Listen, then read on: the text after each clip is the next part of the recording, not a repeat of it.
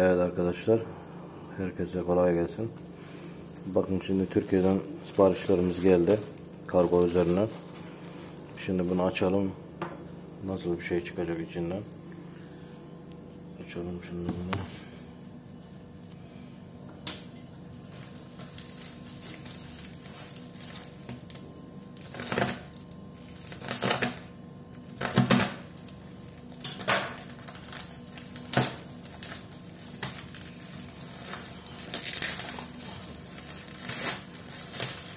Isparta gelmesi olması lazım arkadaşlar. 2 tane Isparta zakas ettik. Bakın ikisi de gelmiş. Şöyle Just yazıyor. Güzel bir Isparta. Şöyle güzel bir şeyler.